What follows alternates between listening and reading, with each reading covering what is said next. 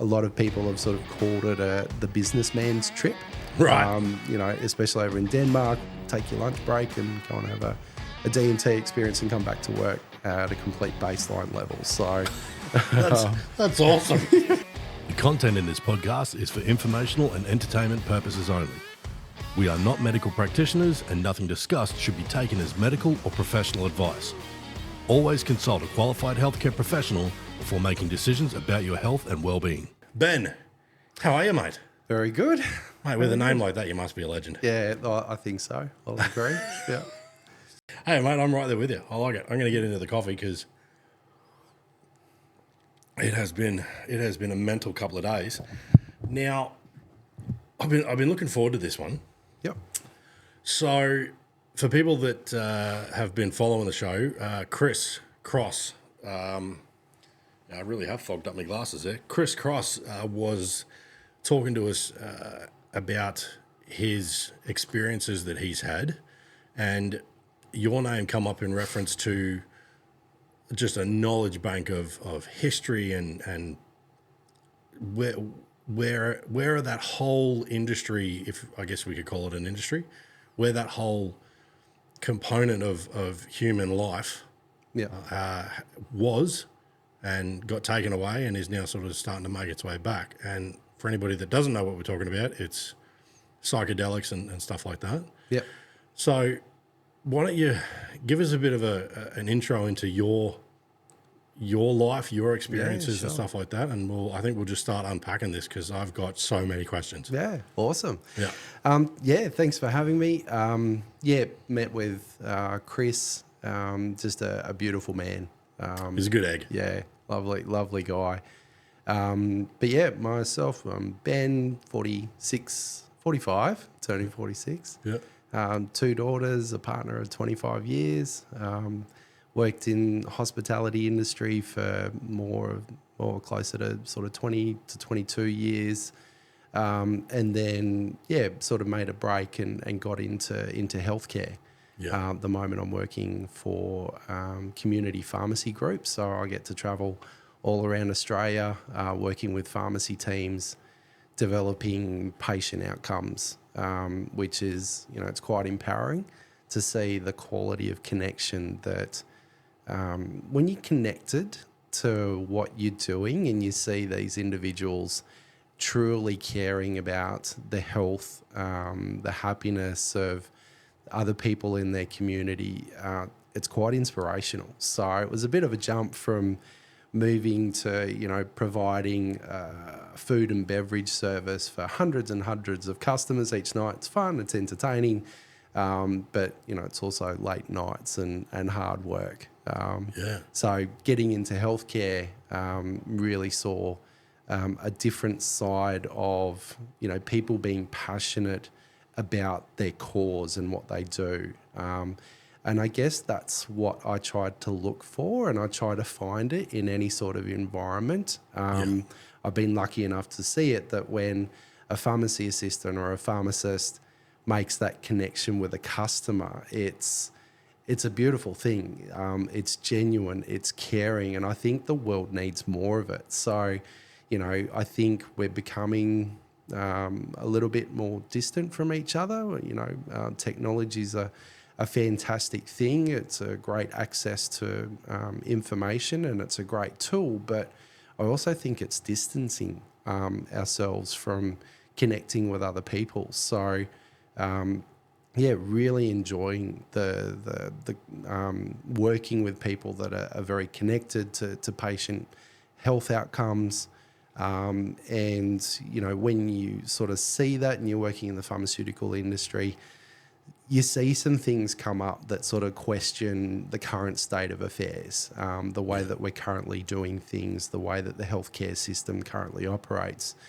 And more I'm seeing a really challenging environment where people are struggling with some serious issues, and they're not really sort of getting the benefit from the current system. Like, they're being prescribed a copious amounts of different prescription medication and it's not really providing an outcome or a positive influence in that person's life. And I sort of think, oh, there's got to be a better way of doing this. And I've just had this absolute sort of passion for finding, okay, well, what are the other solutions that are out there?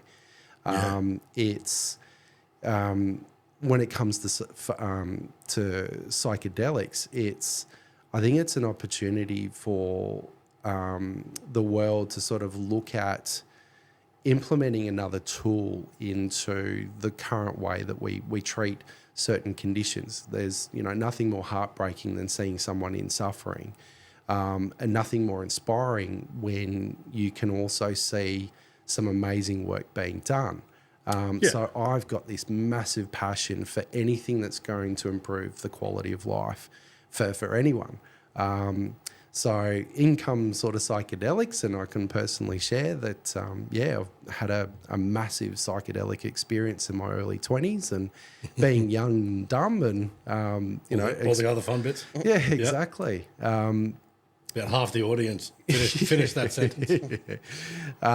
Which was with psilocybin mushrooms. And that was an absolute massive dose. If I was to sort of estimate, it'd be in the 20 to 25 grams, which was completely irresponsible. But also was that because you didn't know, or? Yeah, correct. Okay, it was my first experience with it. I was with two other people that, weren't really knowing what they were doing either. Right. And it was a concoction for something bad to happen. Yeah. But look, I had this absolutely amazing experience that sort of opened me up to look at life in a completely different way. I've sort of look at life as, that that experience and post that experience.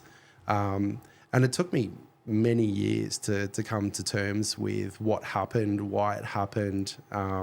It was pretty hard to integrate, which is a word that we'll probably use a lot today, which it basically just means change, gaining some information and then embedding the change in your personal behaviour or the way that you live life. So it's the old information or knowledge versus wisdom. Yeah, exactly right. You can have the knowledge, but if you're not living it, then it doesn't really become wisdom. So. Yeah, I think it's one of the things that in today's climate that we're seeing, and you touched on it earlier, is the connection with, which is weird because it's like connection's never been in one way so easy, but maybe the flip side of that is because it's so easy, people aren't putting in effort anymore to do the old things like make a phone call or show up at someone's house. Yeah. Like the old days, like I used to rock up at his place, you just rock up, knock on the door. Yeah. You wouldn't do that now. People, there's somebody did a skit on that. There's a comedic skit on that about someone being at home and the phone hasn't rung and the door gets a knock and they're like, what the fuck's going on? What's this new technology? Yeah, it's like, and you are so much in one way closer, but we are so much more removed. Yeah. And that, especially when you were talking about like masking is what a lot of these drugs are doing.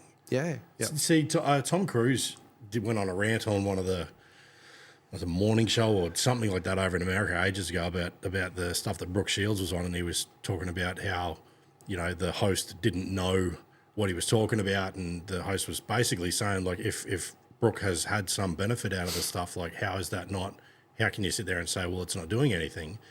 And his answer was that the host didn't understand the drugs in that regard. I think everybody's probably seen it. Yeah. It's like, but see here, you can go down two paths here. I'm in this situation, I'm Brooke. I was on a 20 milligram Lexapro for a few years. Now it took me to have, a hard conversation for someone to say, enough's enough. Like it's about time you put your big boy pants on and deal with what happened. Yeah. And as it turned out, okay, sweet, no worries. And getting off the Lexapro for, I'm gonna say I sort of went like half tablet, quarter tablet, whatever, down to nothing over 3 or 4 weeks. Yeah. I think that stressed me out more than anything, going like, God, what's going to happen when I get off it? But for me, in that moment of taking it, it bought me some time to calm down. Yeah. Yeah. But so in one regard, from Tom's argument, I go, well, no, if she needs it at the moment, fine. But the second side of that is it's not a fix. It is a Band-Aid in some regards. And there are things out there, whether that be these psychedelic sort of trips, or, you know, whether it's mental health stuff, whether it's a conversation, which is really all I needed was a bit of time and a conversation. Yeah. Yeah. But I think it's really important to go down the path of what these are actually doing for people, because I think when we were talking the other day, this is not just theory at the moment. This used to be being used quite a lot, and then it got a stomp by the powers that be. Yeah, absolutely. So what is it, if we look at a person like yourself who's had this experience, and you're taking, because you've got these people that go a little over the top like you did the first time, right the way back down to like this microdosing, which I really want to touch on, because I think my understanding of that is it's getting some benefit, but you're not actually having any kind of hallucination or anything like that. So if you could, for the person that has never done this, with being me, smoked a lot of joints back in my teenage years. Yep. But I was always the one that was like, give me a joint and you can count the minutes and I'll be asleep. Yeah. But for somebody who hasn't done any of this sort of stuff on that level, like you're talking about, what is it that you're experiencing? Because not being able to get off the ride is what scares the shit out of me. Yeah. Yeah. And look, I think, you know, our current medical system is a result of, you know, the best research and minds in creating a free public health care system. And, you know, it's not wrong in the way that we're approaching things. It's the best solution that we've currently got. Absolutely, there's a place for prescription medication, for SSRIs or antidepressants. There's got to be greater connection with your doctor. I think that the quality of consultation is, it's got to be improved. You know, we're in a healthcare system where, you know, there's some rural communities out there that have a 4 to 6 week lead time for someone to get in and see their doctor. And that's just, we can't have that. So the doctors are under the pump. So the quality of the connection and the consultation that's occurring, you know, it's not the doctor's fault. It's they're under a strained healthcare system at the moment. Where you said, you know, a tough conversation sometimes is medicine as well. For someone to call you on your own shit. I definitely needed it. And that's not saying that it's a fix all, but I needed it. I just needed to have that hard chat, because I think for a while there's certain components of mental health people have been, as soon as that topic comes up, they go, oh, shit, okay, we'll be careful. We won't push back. You know, whereas I needed some pushback.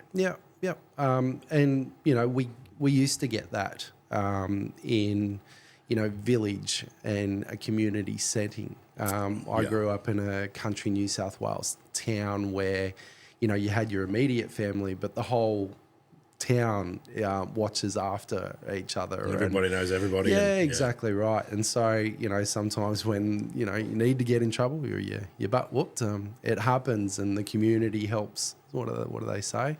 Takes a community to raise a child or something like that. And I think we're missing a bit of that.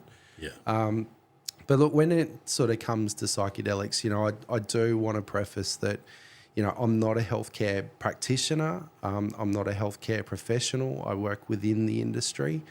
You know, all of my anecdotal evidence has just been built through a passion for wanting to help others. You know, I've built a body of knowledge from just watching as many podcasts as I can, from reading as many books as I can, from talking to patients who have had direct experiences. That information I can share, but I want to make sure that, you know, mental health is extremely serious. And people need to make sure that they seek the best possible care that they can, Yeah. that they've got access to, that they can afford. But when you're looking at psychedelics, especially at the moment with psilocybin mushrooms, MDMA, currently under a TGA classification of a trial medicine. Yeah. It's pretty exciting because some of the evidence that's building, and in particular, a really dear friend of mine who was probably the first patient in Australia to go through that process and become full legit proper. yeah. And his particular situation was, a 25-year-old that's been diagnosed with terminal cancer and given 6 months to live. Wow. Just horrible, shitty hand being dealt in life. And so, I try and put myself in his position, and then going through that process of it was 3 quite large doses in a clinical setting. There were doctors and psychiatrists, healthcare professionals, nurses. He was in a hospital, set up in a nice clinic room, and went through these 3 experiences. And is that like an intravenous thing, or you actually eat mushrooms? So it was. It's a synthesized component of psilocin. So it's sort of like a lab-created molecule that interacts the exact same way as the magic mushroom. That's grown. And does that hang on a minute? Does that trigger serotonin, or does it mess with the serotonin receptors? No, so the initial studies that have been done, in particular with psilocybin, interact with something called the default mode network. So when they were putting patients under an MRI scan, they were expecting to see increased activity within the brain, increased, activity between the synapses where those particular molecules interact within the brain. But it almost did the opposite. It's completely slowed down the default mode network, which is the way to think of it's like your day-to-day sort of living consciousness. You've got an ability to sort of process what's going on around you, think about what you've got to do next. It's the day-to-day waking moment. But what they found was that under psilocybin, that mode goes to sleep and something else comes online. So in his experience, he was able to look at his own mortality and an impending death. Now, for any individual that thinks about that, it's pretty scary and one of the most sort of deepest things that you could be faced with. But because he was able to look at it in a completely different light, in a completely different point of view, he was able to form a different relationship with the fact that he was about to pass. And my conversations with him were probably my most favourite conversations I've had with anyone ever. It's amazing the perspective that he had at 25, the wisdom that he gained through those personal experiences and what he was dealing with was just, it was like talking to an 85-year-old elder that's had, that level of life experience, talking about life, the universe, love, relationship at the most deepest core level, which, as far as I'm concerned, they're the most exciting types of conversations that you can have. That's what's real and what drives us as human beings. So, he was absolutely blown away with his particular experience. I think that might show evidence and cause that it can be beneficial for palliative patients or people suffering with terminal cancer or end-of-life situations. And, anything that can improve the quality of his life for the time that he's got left, I'm absolute advocate for it. And I think that the evidence is building to show. So having access to psilocybin as a tool, absolutely no-brainer. I think we need to make sure that we do it properly. that we do it in a clinical setting. It needs to be, approached in a very sensible way. What we don't want to see is, going back 40 years in time where I know that psychedelics were being used in psychiatry in the 60s, the 50s and 60s, and that body of field was saying that it's the most exciting breakthrough in the treatment of mental health and some of these conditions that they've ever come across. Yeah. But unfortunately, it coincided with a time period where the Vietnam War broke out, and we had a gentleman by the name of Dennis Leary. He was in that psychiatrist group, but he sort of thought, oh, this is for everybody, and it made its way out through universities, out into the general public, which could be described as sort of like the initiation or the first wave of the hippie movement. The psychedelic movement back in the 50s and the 60s was driven by LSD. Which was, being created and synthesized in the university laboratories and being studied and tested, had great potential. But it sort of went out into the mainstream market and created this movement, which, people started seeing that, hey, look, we shouldn't be in this Vietnam War. This is not the way that we should be trying to resolve disputes. And so you had a massive movement against the Nixon administration for them being in the Vietnam War, which, raises other questions around the profitability and the business of war itself, but I won't go into that. Oh, I think you don't have to go into it, but I think plenty of people over the last decade or so have gone into the financial gain of,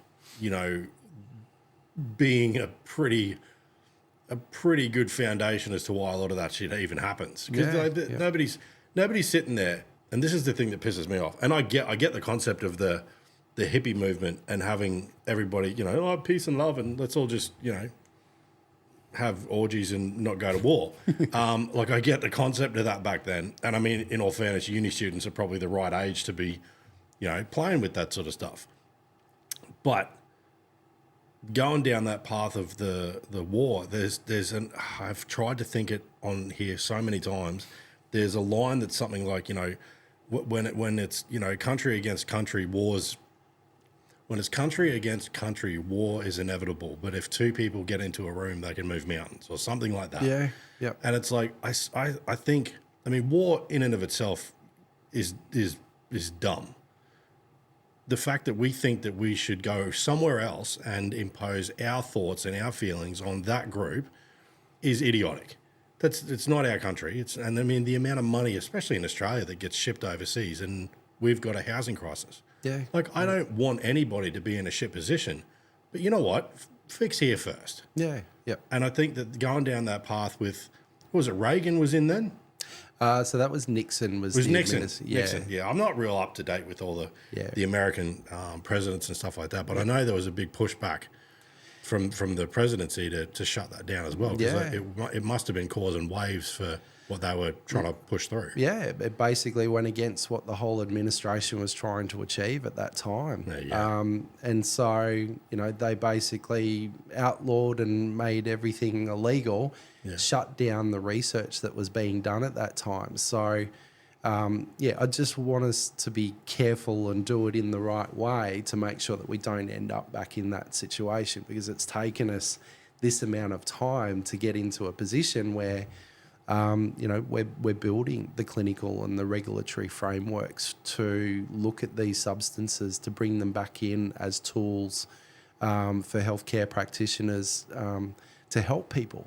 I would hate to see us sort of go back, that amount of time. Back to that. Well, we've already lost, 40, 50, 60 years. Yeah, imagine if that hadn't been the case.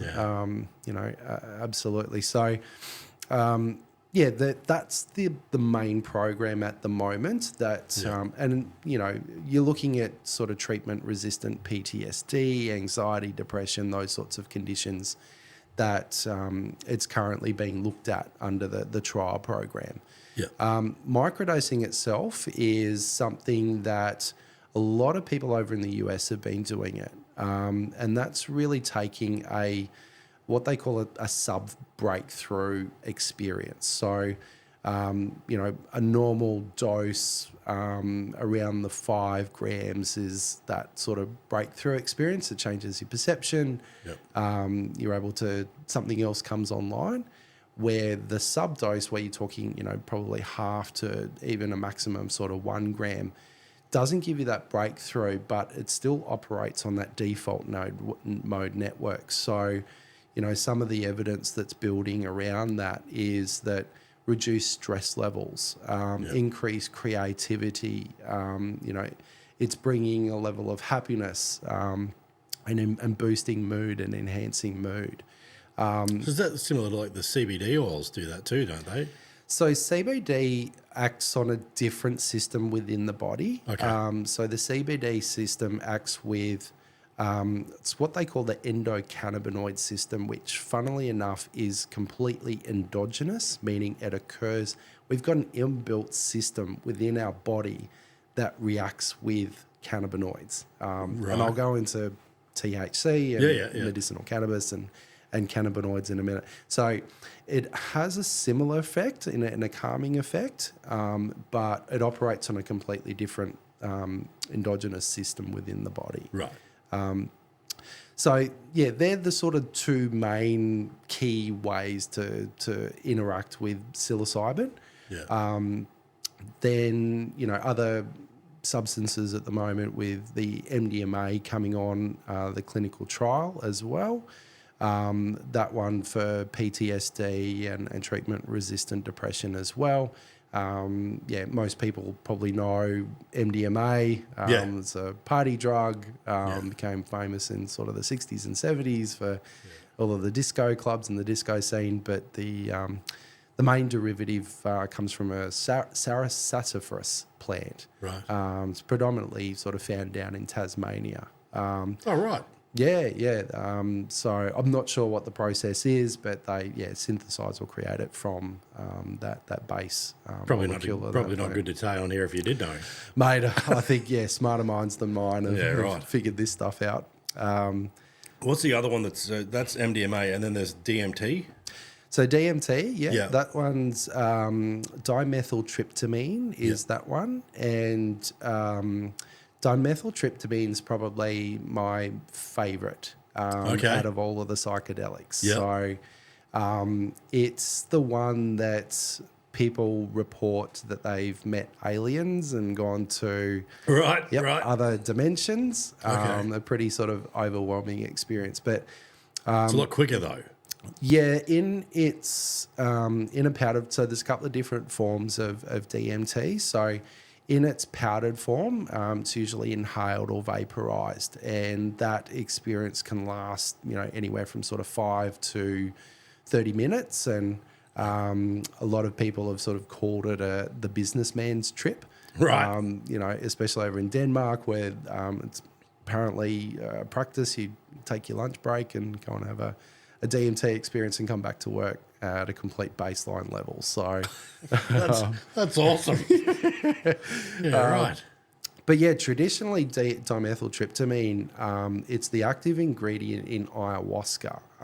Yes. And a lot of listeners have probably heard about this. Ayahuasca is one of these traditional plant medicines that's been coming from the South Americas for quite a long time. So I might just sort of jump into the original sort of plant teacher, which is the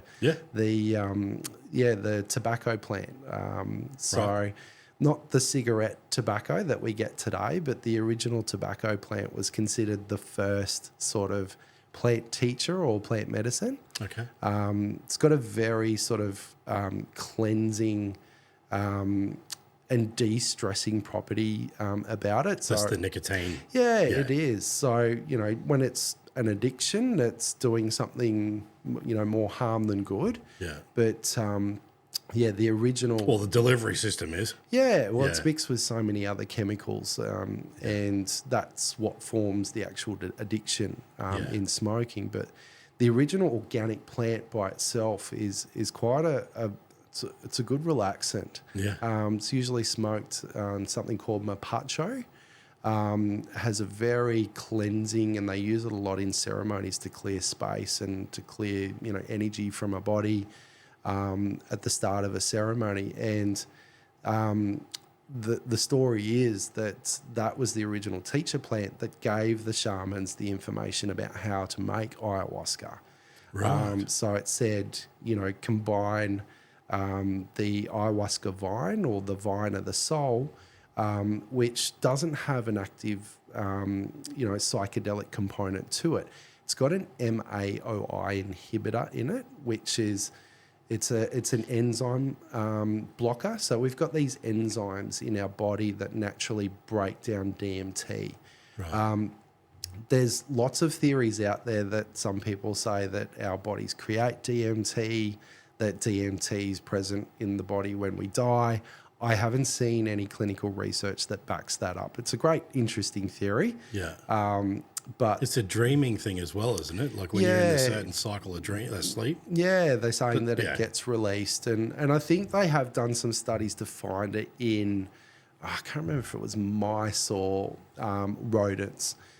So I think they have found some evidence that it's within a system, but not in humans yet. Yeah. Or not that I've seen anyway. So, so the vine of the soul is one component which basically blocks the body's natural ability to break down DMT. And then when it's mixed with a chacruna plant, that's the plant that's got the active DMT. And so they put it all in this pot and they cook it up. They reduce it down into a tea. Yeah. Then they've been using this in ceremonial tradition for a very long time. Ancient shamans were considered the leaders of a community. It wasn't just, the ailments. It might be a relationship problem or a dispute. Yeah. The shaman was sort of responsible for handling lots of things within the village, as well as, being able to cure and work on a person's ailment or problem. They were getting all that information because they were fucking tripping balls all day. Yeah, well, the way that they sort of explain it is that they were able to communicate with, spirit or God or source or, insert your own word there. Universal. Yeah, to gain the information around what that patient needed. And traditionally, the patient wouldn't go on that. The shaman would drink the ayahuasca and have this experience and then understand how to approach the condition that the person was suffering with. So, right. but now, Western civilization has sort of gotten a hold of it and wanted to get in. And So I'm thinking the shaman's walking around going, "You feeling all right, mate? You look a bit shit. How about we get in there for half an hour?" And look, I think they've built, amazing clinics and retreats, particularly around in Peru. And I think that, a lot of that's been sort of westernized. And so people are traveling over to these countries now to have these experiences. So traditionally, a shaman, you'd be in a yurt. A shaman would be there with, probably 15, 20 other participants. And, it'd be done in a ceremonial setting, and it's usually drunk via 2 cups. A cup at the start, and then they put the yurt into complete, darkness and silence to let the medicine sort of come on. And then usually, just before the second cup, they'll start to sing their Icaros, it's like a song that has prayer and intention built into it, that helps them sort of navigate the psychedelic experience, which can last, anywhere from 6 to 12 hours. And Wow. People have sort of reported, complete replacement of reality, like they've entered into a different reality where, the spirits of the jungle and the animals are part of the experience, and the shaman is said to be able to direct and influence these energies to help people with whatever they've come for that experience for, to try and improve the quality of their life. Anecdotally, there's lots of evidence around there with people that have had massive life transformative experiences. It's not for everyone. Like, there's risks with it as well. I think I also read that one person went off and he wasn't looked after, and he actually died during the experience. So it's pretty serious stuff. You've got to take this stuff seriously. Yeah, I mean, I think being kind of somewhat out of your mind and not being in an environment where physically you're kept safe is one thing, but some of the stuff I've read and heard is it's also that I guess you would call it like just a complete mental break. It's just too much. For some people, and I think if you've got, I don't know whether it's a medical history or just yourself has some sort of predisposition to a mental issue, some of them are not exactly ideal to take on board with one of these trips. Yeah, absolutely. So most of these retreats have got medical doctors on board, and there's a pre-screening process. So if you're looking for, if you're someone that's considering this, my recommendation would be talk to your psychiatrist, talk to your doctor. Don't go into these things lightly. Do your own research. So if there's a clinic in Peru that's drawing your interest, your screening process would be a good indicator that they're going to look after you. There's certain mental health conditions that you just can't engage in these things with. History of psychosis, schizophrenia, bipolar. I mean, these are conditions that it's not going to be suitable for you. So making sure that the pre-screening's done is absolutely imperative. These are substances to not muck around with lightly. What do you reckon the go is with obviously, whether you're talking about Peru, we've spoken on here about the stem cell stuff that happens down in Tijuana. From a point of view, I get back in the day, agree with it or not, I get back in the day the administrative desire to stop the talk about not going to war, because that's what they were after. But I mean, God, that's a while ago. So for the last X amount of years, when you're seeing stuff like, I think it was Mel Gibson was on Rogan talking about his dad and the stem cells that they had down in Tijuana, and it near on brought him back to life. Yeah. And there's all of the knowledge around the psilocybin and stuff as well. It's like, at some point, surely there's a governmental body in some way that goes, okay, we're not going to flood the streets with this because it's not going to be suitable for some people. Fair call. But why do you think it's taken so long to get it to a point where clearly it's working? Yeah, there's a building body of evidence for the items that are currently being looked under in a trial, but there is still that massive risk factor. If it's applicable for a patient, it's got the potential to absolutely provide the necessary changes that they need to improve their health. It can also kill someone at the same time. So I think that the Nixon administration put the fear of God in all of us. I mean, you remember the advert campaigns around, if you smoke marijuana, you'll go insane and you'll be possessed by the devil. Those 3D images they had of holes in your brain and all that. I remember that shit. Yeah. So I heard that, and it worked. That freaked me out for a while. Yeah, look, and that's the perception that's been built in. So I think that's one component of why it's taken so long.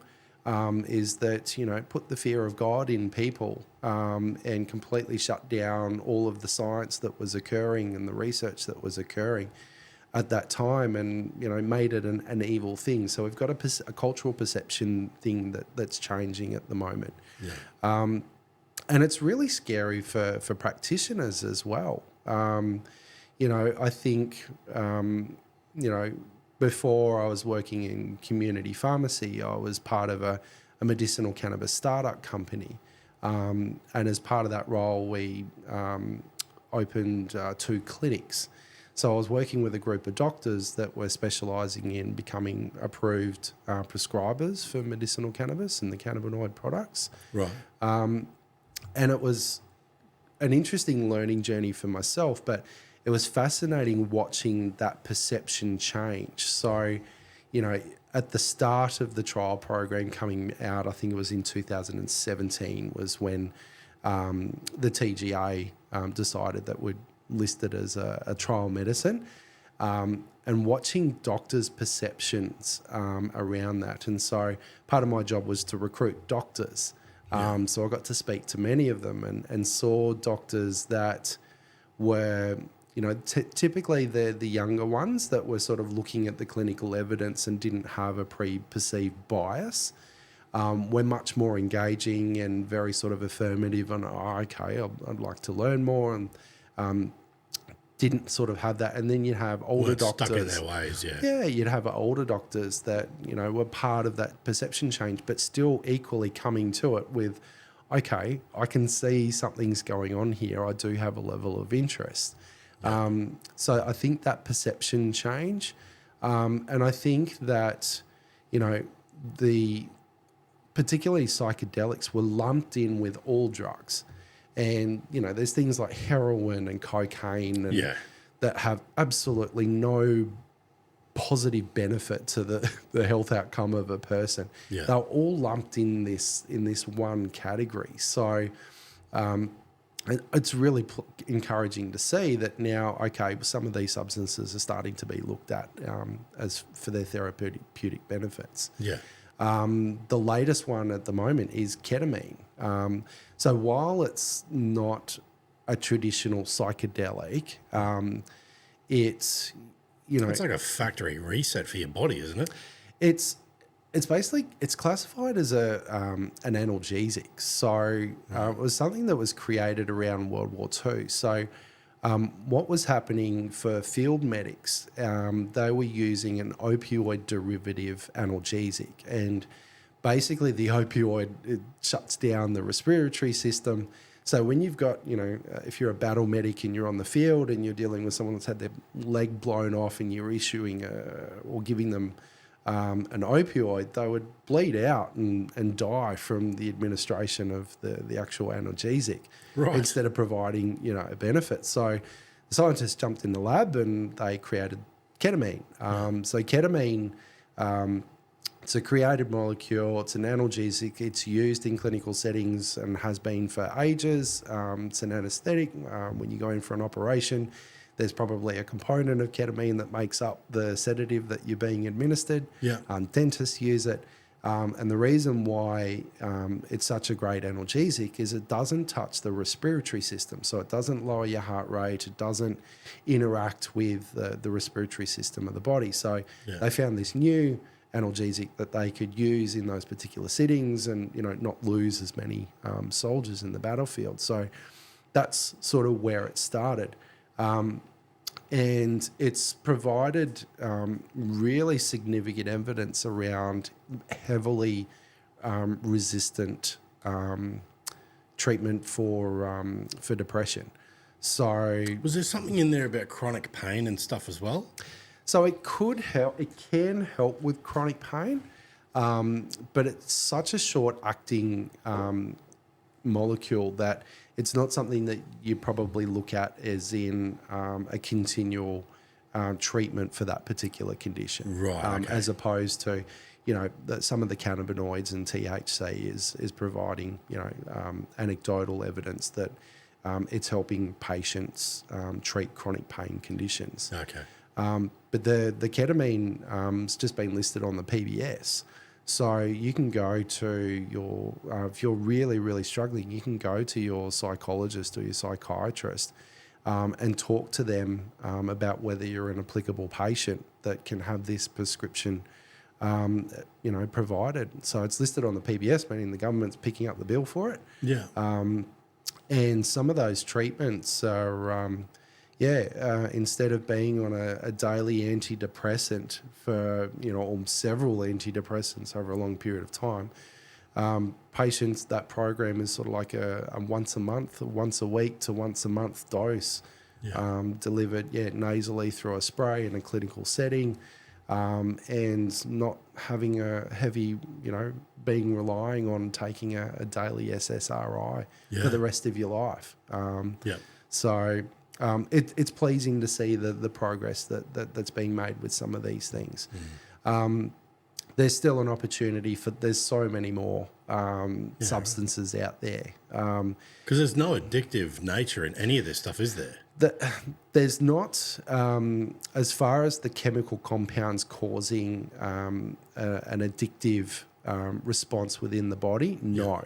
There's personality components that are addictive personalities that may form those. Well, I mean, people can get addicted to, like, gambling. Get addicted to that high or chasing that high or whatever. But as far, it's not like a heroin or ice or something like that. So probably the next most exciting one that seems to be building a bit of momentum is Ibogaine at the moment. Now, is that the one that's getting people off addictions?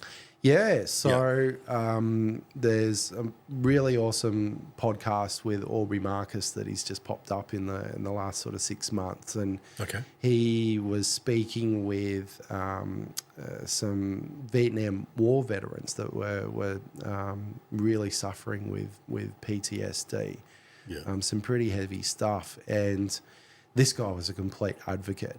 And they're really lobbying the Texas government at the moment to try and get this legalised so it can be used, because it's providing such a significant breakthrough for these Vietnam War or any war vet that's struggling with PTSD. What's it doing though? There's obviously no psychedelic thing in this regard. There is a psychedelic component into it. So traditionally, Ibogaine, it's come from, I think it's African. It's a root, and they would traditionally use it in a ceremonial setting that would last 48 hours and included a lot of ecstatic dance as part of that ceremony. It seems a bit too full on for me, but very purgative in nature. A very difficult and challenging experience from what I've heard from those participants. I couldn't speak too much like what are the visuals like, or what are the, what's the quality of the experience. More so just that the patients that have gone through this, if it's working on PTSD, then it's having an effect on the subconscious mind. Having people being able to revisit some of the most horrific experiences that they probably, ever going to experience, and form a different relationship with it. So I think there's a component of that experience occurring. I think something else is happening in the body as well. What it is, I couldn't say, but more so that, it's probably showing a lot of evidence in helping opioid addiction.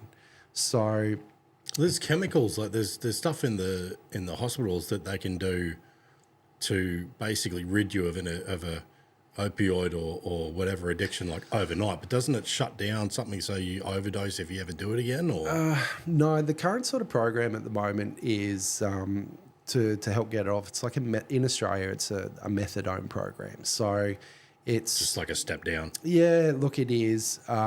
But working in community pharmacy, I've seen patients, on this program for, probably the last 6.5 years. And I think I've heard of one patient that's actually been able to, get off methadone and return to a normal life. So it's almost like if you're suffering from an opioid addiction, you go on the methadone program, but then you're on that methadone program for life. Kind of like me and nicotine.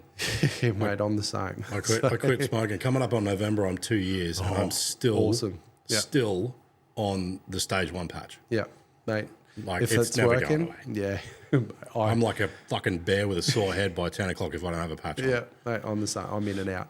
I'm smoking at the moment, but yeah, I keep trying. Dude, I can't do it. I'm so envious of people that can like social smoke as well. Yep. Like my partner's, she can go out with the girls, get on the piss, punch, 10 smokes or whatever, and not want to smoke the next day. If I have one cigarette, Yep. I'm like, I'm going to the servo in the morning. I'm getting smokes. And it's like, and I pick it up like I never quit. Like I'll smoke the first day back, I'll smoke a pack again. Yeah, yeah. Which is a shame because, as we discussed, the nicotine's it's a plant teacher. It's a calming and sedative, and I use it to deal with stress or... there's got to be a way. Like I know there was a tobacconist that we used to get tobacco leaf from, and it was like it had just been put through a shredder. Yeah. It wasn't even as fine as the what was it? Tobacco drum. Was it drum we used to smoke in rollies? Yeah. It wasn't even that fine. It was literally like they'd had a leaf and went through a paper shredder. Yeah. And you just take a chunk off, roll it up in a roller, and it was super smooth. Yeah. It wasn't hard. It would go out. Yeah. If you didn't keep, smoking it. Yeah. But it was so smooth. Yeah. I quit because there was a part of me that, yes, okay, fine, it's fucking bad for you. Yeah. But I just was sick of my missus whinging that I smelled like cigarettes all the time. I was like, I'll get off them. We still got the cigars. We still get the cigars going, but I don't wake up in the morning and feel like a cigar. Yeah. Yeah. But I think the hard part for me with a lot of this stuff, because what you're talking about there with the regional sort of areas, it's not just, obviously you said before about the doctors and they're 4-6 weeks behind. So it's not just that though, it's what's being prescribed. Yeah, absolutely. Yeah. If the doctor's only got the current toolkit at his disposal, he's only got his current time frame, he might have 80 patients to see through the day, and the quality of the connection that he has in the consultation with you. Yeah. That's another component that sort of, makes me think that, if we had different tools and better resources and a different way to approach this, we can improve those outcomes.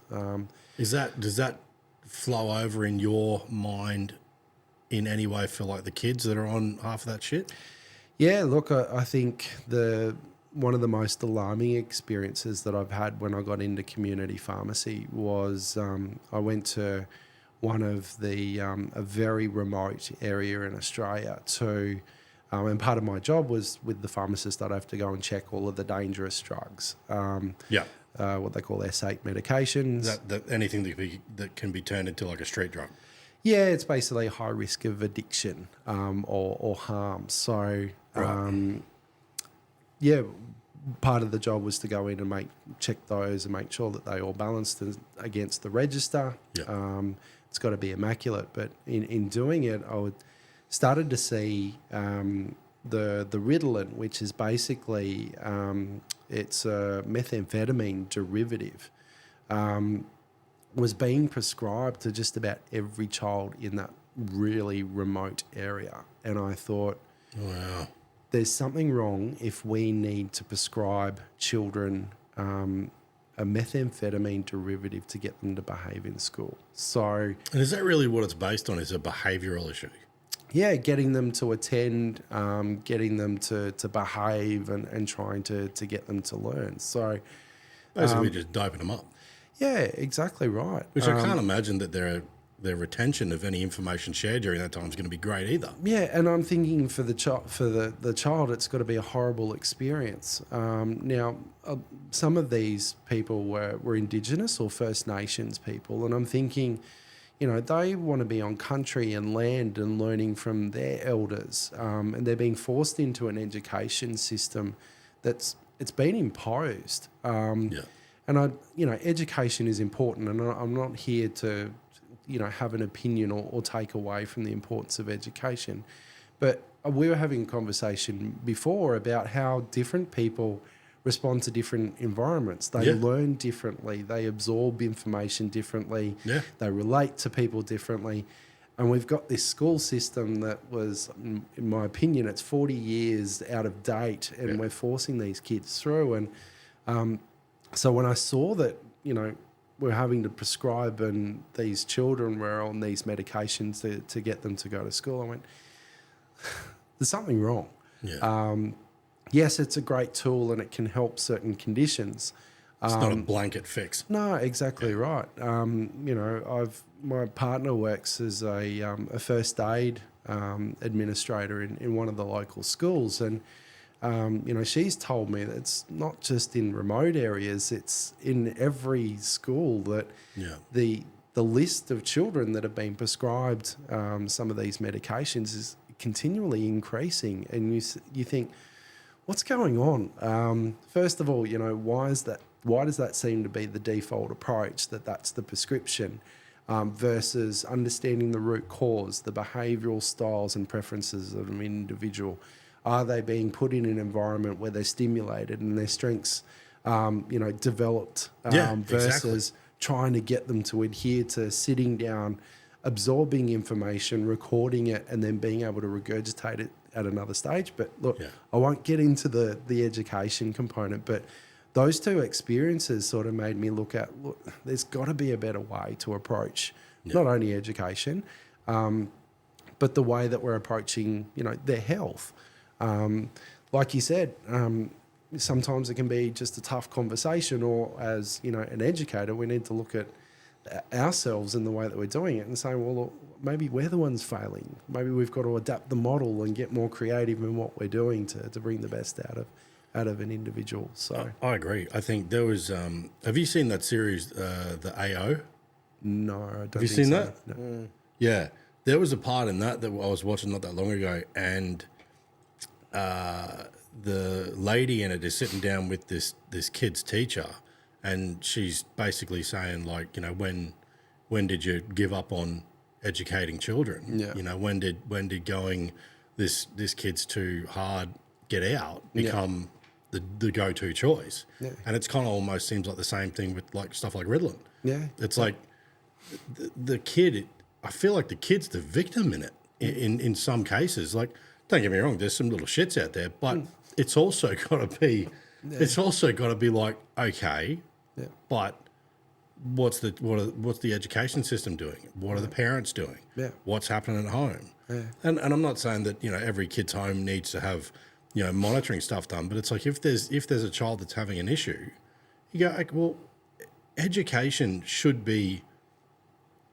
educating, not copy and paste. Yep. Like, Sean and I went to school together, and like, as far as reading stuff, I'm an idiot. I don't retain anything. I can get, if I've tried to read a book that many different times in that many different stages of my life, and I get to the end of the first page, and for the most part, I got no idea what I read. Yeah. It will not stay there. Yep. Anything when it comes to like wiring diagrams, I've said it on here 100 times as well. Automotive electric wiring, like the, wiring harness stuff, not black and red. Anything beyond black and red's colored spaghetti. And looking at a wiring diagram, I'm like, fucking, but show me a bit of sheet metal. I'll be able to recreate it. Show me an airbrush, I can recreate it. That's how I started all those things, was just watching and going, just by watching, I understand how they did that. And I'll go and buy I think my first airbrush was $25 off eBay or something. But the very first one that I did, like the very first little bit of flame job I did on that helmet down there. Yeah. Like, I mean, in the standards of what I do today, it's horrible, but as far looks good. But I keep it there because it's like, that was my, even as an adult, that was my curiosity helping me get educated on a skill. Yeah. It's like, and again, we've said this on here too, if I went through school today, I'd have multiple labels. Yeah. I don't learn like the way school wants you to learn. Sit down, shut up, listen, write it down, and now tell us what you learned. Yeah. I never did. I don't now. Yeah. Yeah. It's kind of like veggies. I knew when I was a child I didn't like vegetables. Yeah. I kept getting told, when you grow up, it'll be different. Right? It fucking wasn't. It isn't. I don't like them now. Yeah. And I don't learn that way either. Yeah. Exactly. So, yeah, sort of some of those experiences sort of, you start to look for alternatives. Psychedelics is definitely one, but there's heaps of different other alternatives as well. I can't imagine a kid going on a trip is going to. No, and it's not appropriate. Their brain's still developing. But, there's, obviously we spoke about the ibogaine being, another one that's for addiction. There's heaps of other molecules out there as well that, we spoke about the DMT and ayahuasca. There's another DMT called 5-MeO DMT, which comes from the Bufo alvarius. It's a species of Sonoran cane toad. Ah, yes. Yeah. It's, that's what Homer was looking on The Simpsons. That's about all I know about it, but but look, Hamilton Morris and his Pharmacopoeia is another great series to watch. Yep. He's more of a traditionally trained chemist. Okay. And he breaks down the molecule and the active components, and he explains the actual synthesis process. But he's got an amazing. You can get it on SBS if you've got that subscription, where he went and experienced this Sonoran toad, and they secrete the venom, and obviously because off their backs. Yeah, it's like a gland, and they squeeze it, and it goes on the glass and dries and turns into a crystallized thing that they vaporize. You gotta wonder what was going through the first guy's head, Mate.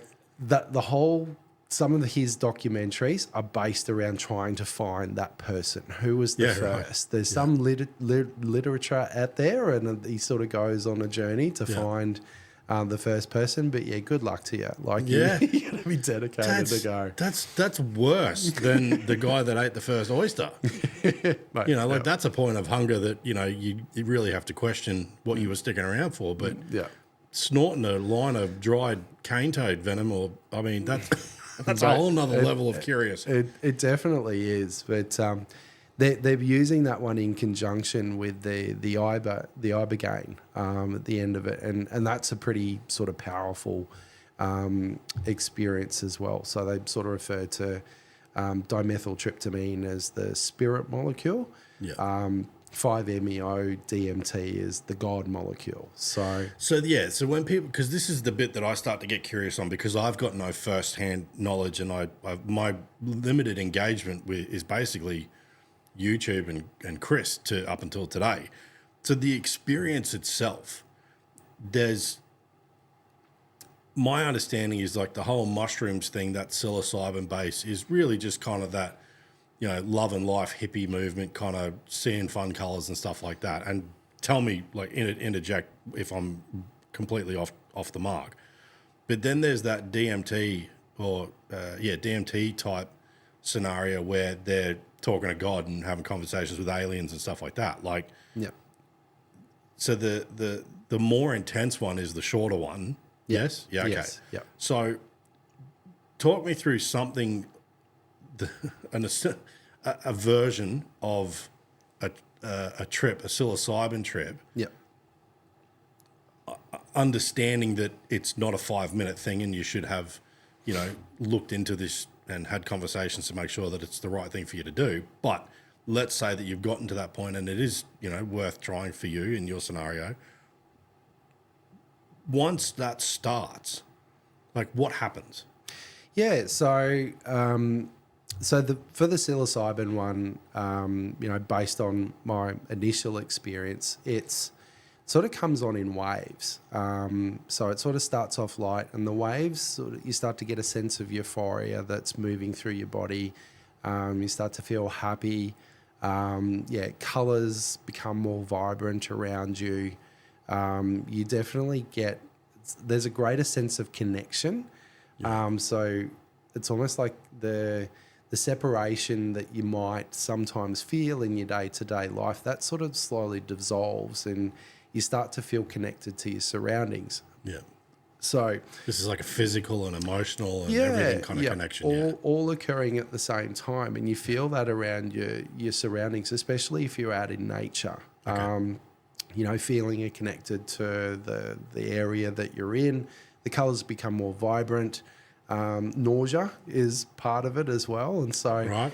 it comes in waves and cycles right up until the peak experience. And so depending on the amount that you've had sort of determines if a different reality replaces what you see and what you see, walking around in your day-to-day life. So Right. on the higher end of the doses, a geometric or fractal pattern can come in and supersede your visual cortex. Whether you're That's going to need a little bit more of a breakdown. so basically, if I was to sit here and look at you, Yeah. I wouldn't be able to see you. I would see this interwoven geometric connected pattern of a completely different space than what I was sitting in. It's vibrant and full of life and always changing. Yeah.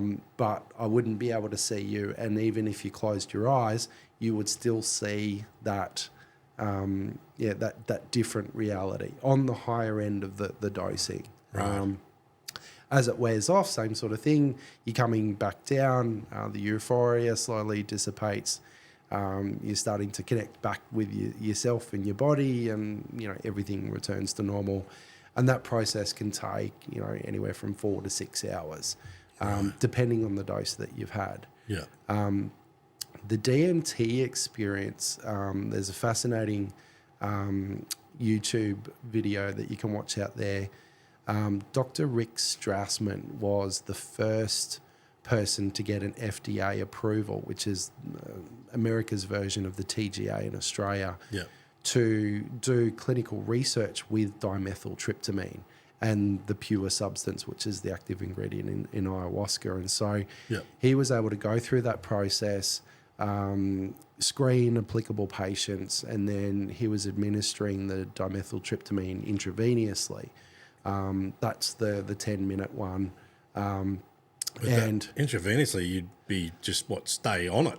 well, that's there's another component to that. So Dr. Rick Strassman was sort of like the original person, and participants were talking about meeting aliens and going to different worlds, and a complete replacement of reality. And the anecdotal information that those people brought back was absolutely fascinating, because there's some reoccurring themes that they were talking about, being that reality was more real than this.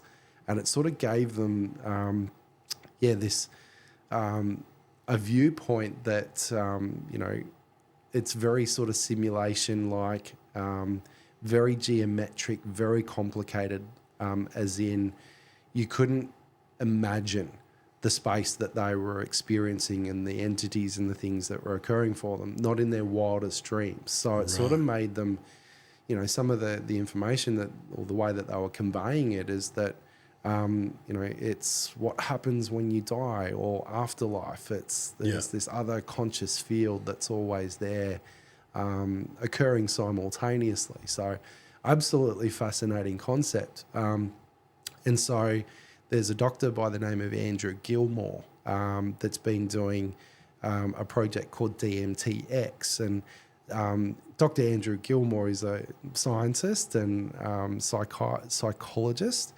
And this is his field. He's absolutely fascinated. He's referring to it as a technology. And so the DMT experiment is that he's administering it to patients and then keeping them under for prolonged periods of time, and At that insanely heightened experience, right? so they can navigate it and start to document, some of the entities and the experiences in a way to understand what's occurring when, for patients having this molecule that's having a completely different alternate reality experience. What's happening at that point? And we don't know. We don't know the answer to it. Is there brain waves being monitored and stuff during this? Yeah, okay. Absolutely. They're all, it's done in a clinical setting. Every single, body measurement is being measured, and then they're documenting these experiences to try and classify the types of beings that they're interacting, the types of experiences that they're having. And he's got some amazing podcasts where he's got his whole, it's like 4 or 5 of the participants that are part of that program as a panel. And they're all relating their experiences and their shared experiences, and there's themes that sort of come up around the different types of entities. That's a whole other a fascinating one as well. Yeah. Well, I think there's, the skeptic in me would be like, there's only kind of so many things that the human mind's going to serve up in a situation like that, because we're all based on our experiences, and there is a certain amount of collective sort of shared knowledge. We've all seen the X-Files or whatever else you want to sort of throw in the mix. It's like when you get to a point where your mind is just allowed some freedom, you're only going to serve up kind of what you know, at least within the realm of what you've already seen. Yeah, yeah. So there's the skeptic in me is kind of like, wow, that could you just, it's basically like a dream. Yeah. Like I don't dream about things that are wildly out of anything that I've ever experienced. My reoccurring one usually is something to do with flight. As a kid, the 2 things that scared the shit out of me was the wolf out of Neverending Story and the wolf out of American Werewolf in London. Yeah, bloody good movies, weren't they? They were bloody good movies. But I tell you what, those fucking wolves, that ruined me for a good year. I remember having the same dream running down our street, our family home, and having some big ass black dog chasing me. Yeah. So it's like I kind of, the skeptic in me is kind of like, it feels like it must be accessing basically the part of your brain that serves up dreams, because that's a very visual, like we've probably all had them where you wake up and go, fuck, that was real. Yep. That felt like I was there. I was touching and feeling, and I've had dreams before where I felt like I've controlled whatever was happening, and I've had dreams before where I feel like I've gone, I'm dreaming. Like I feel like I was conscious enough to know, or whatever that part of you is, was aware enough to go, no, that's not right, and then at whatever point you wake up. So I feel like that it might be accessing some part, and I am so the wrong person to have any kind of opinion on this, but again, the skeptic in me is going, I feel like there's something that's allowing us to get to that mental state like we do when we're dreaming. Yeah. But being that prolonged thing where I guess technically these guys are all awake, or are they lying on the bed kind of half unconscious, or are they? Yeah, look, with dimethyltryptamine, they're completely lying in a bed. They're gone. Right. So that lends me to think that even more, that it's some sort of prolonged chemically induced dream state. Yeah, yeah. And we're talking about, the subconscious mind, and Freud and those people have built, the best framework that they can to sort of understand consciousness. And look, we don't know, but it's completely fascinating. It is. And you've got, clinical science doing research to explore, the potential of what we are as humans, what we're capable of, how our mind works, how the unconscious works. Yeah. It's fascinating stuff. And how far are we along that path here in Australia with the psilocybin and DMT? Yeah, so DMT I don't think will have... I don't see a future where DMT is something that is prescribed to treat a medical condition. Being that there's anecdotally, I haven't seen any evidence that suggests that patients that go on that particular experience come back with a lasting change or an improvement to, a physiological condition. Okay. A lot of, anecdotal stuff I've heard from patients that have experienced is the only thing it does is cures atheism. Right, okay. So as far as, providing a therapeutic benefit, I don't know if that one will ever sort of come to light. I could be wrong. Right. There could be a place for it. Potentially palliative situations, like if you're presented with an alternate reality that gives you a deeper sense of faith of what's going to happen when you pass, then maybe there is a place. for that. But the psilocybin at the moment, we've got the ketamine, it's listed on the PBS. We've got the psilocybin and the MDMA under the clinical trial at the moment, as is medicinal cannabis. It's still not an approved medicine. It's all under trial. I think so the medicinal cannabis, but the CBD's on the approved list, isn't it? So the CBD is it's a Schedule 3 medicine if it doesn't have any of the THC component in it. Right. So THC with medicinal cannabis, that's the component that's still under the clinical trial. We've got that suite, and it seems that everybody sort of looks to the United States and to those southern states like Colorado to have a look, to watch. They're usually the first states that will pull the trigger on approving a particular type of medicine. So I think the ibogaine is definitely it's got a lot of support and a lot of lobbying that's occurring to get that one basically approved.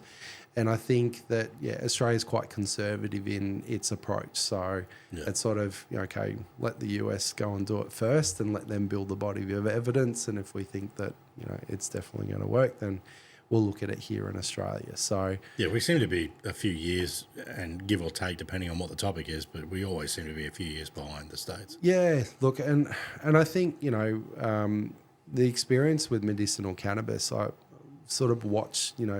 Colorado was the first to sort of do that, and we followed suit. There's still countries around the world that are still currently changing their legislation to have that as an approved medicine. Thailand was, a remarkable one to see their position on it.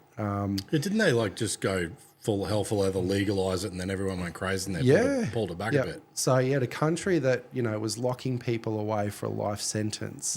Reverse its position to create free, absolute full legalisation. Saw the impact that was happening within the community and went, okay, we've got to do something. And so they brought it back into medical.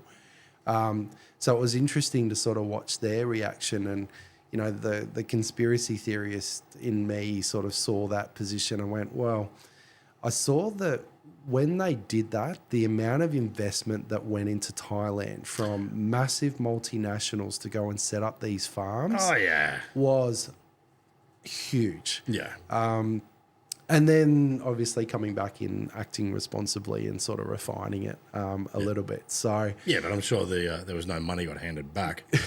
I'm pretty sure of it.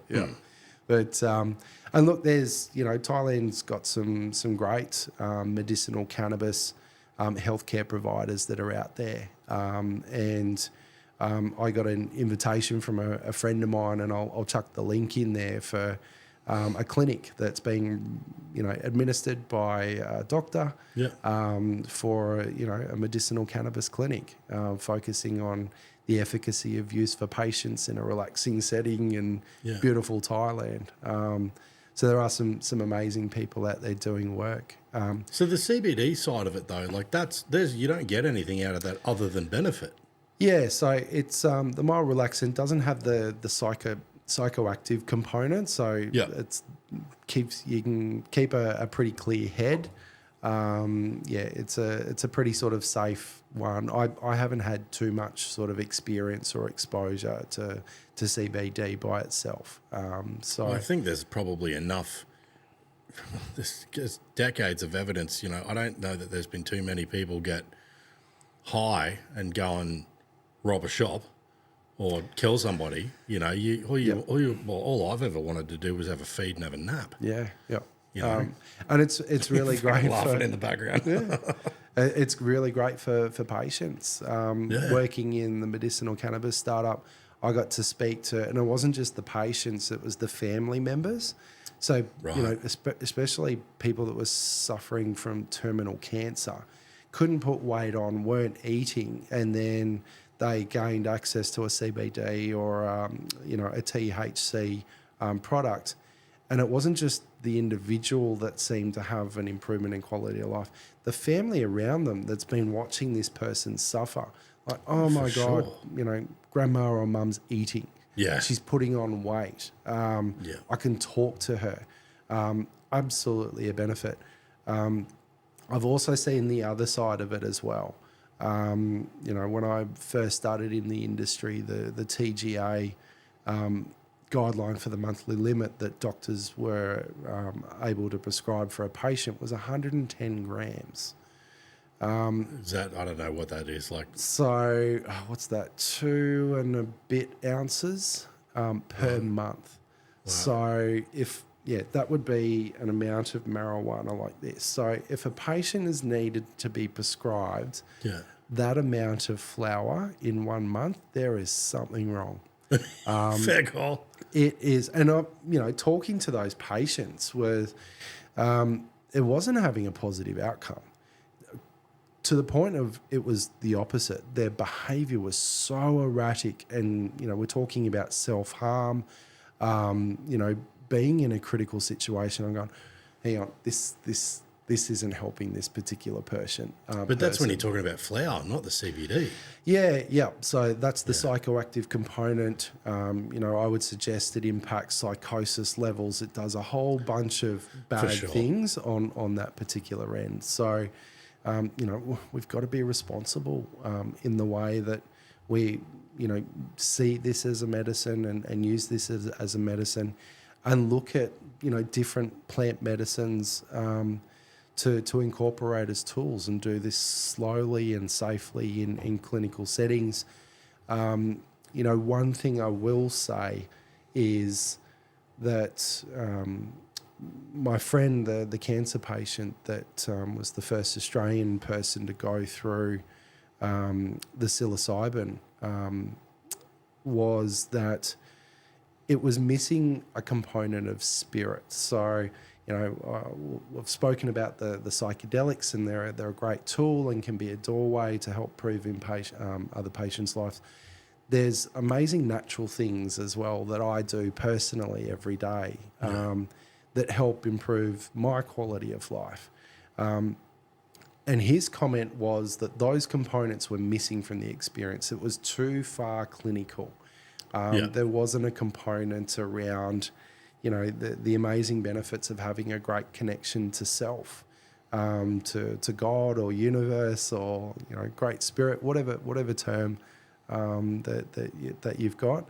You're talking about like a sterile room versus being out in the paddock somewhere. Yeah, and with a loving setting where, you're really supported and held, and not just in I'm a doctor here or having this consultation and supervising you to make sure that there's no risk and, make sure the harm minimisation is occurring. It's more about that connection component. So if we think, to the conversation we're having around growing up in a village and having true eldership and leadership, the quality of connection that you've got with your aunties and your uncles and even the respected members of the community, there was love there. That's not present anymore. And his comments were that, that experience could be improved with the presence of that loving support around him. So that makes sense. Yeah. So I think whether it's a religious base or a spiritual base or a universal base, like whatever it is, I think my understanding from what you're sort of saying is when you've got that good energy, whatever label that anybody wants to give it, but when you've got that good energy around you and you're connected in some way to that energy, it's making it a more fulfilling experience. Yeah. So, through the experience of those people, they're all describing a greater connection to something else. And that's like a doorway, and it seems to be a reoccurring theme that's occurring. So it's absolutely important to have it, in that right setting. And there's an age-old sort of harm minimisation for using psychedelics, people, said, oh, you got to make sure the setting's good. Yeah. Which basically just means the people that you're with and the surroundings that you're in.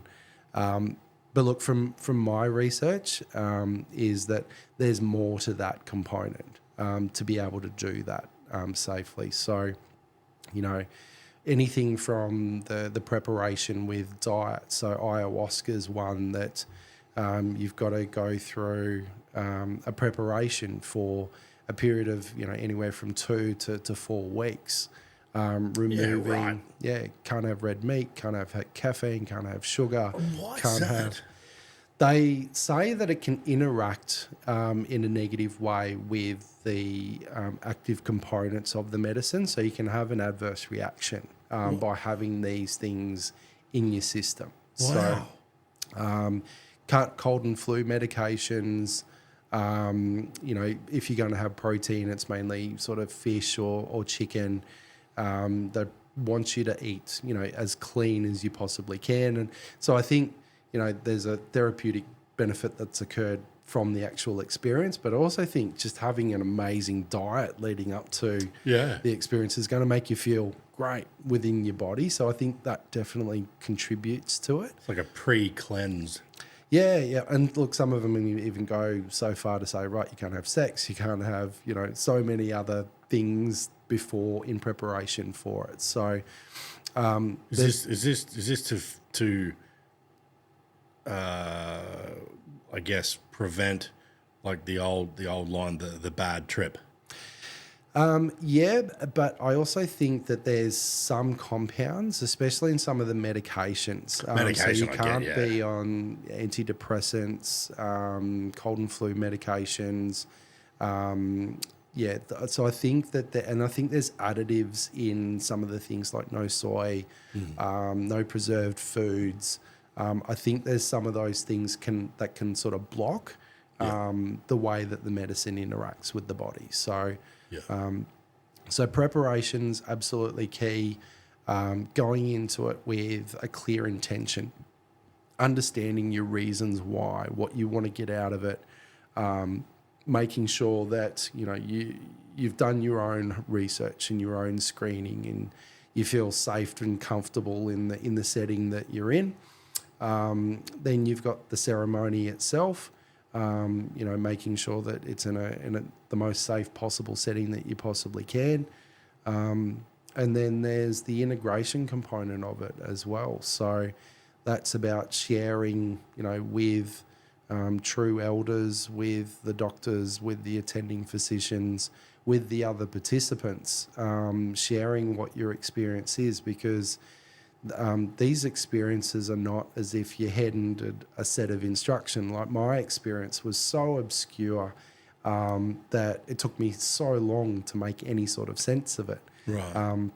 Like a dream, you're not sure what the message is. You've had this experience, and it takes a while to break it down and understand what it really meant. So the integration component, and then post-care and follow-up, that whole series needs to be present for, I think, the experience itself is positive, but without that framework, you're not going to get the benefit of it, and could potentially put yourself, in a position where you can't comprehend an experience that you've had, and it might unravel you for a while. So the old trip setter, I get the concept of that. It's also to kind of make sure you don't walk off a roof, but what would constitute and involve a bad trip?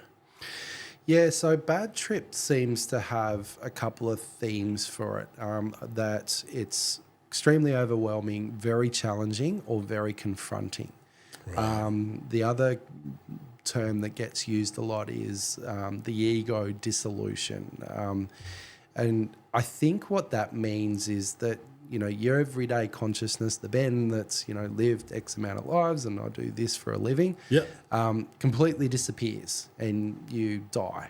And it can feel like you're dying. My first experience was an experience like that where, it felt like I was transitioning into something and I was dissolving and disappearing, and it feels like you're about to pass. Good Lord. So it can be extremely confronting and overwhelming, and extremely stressful.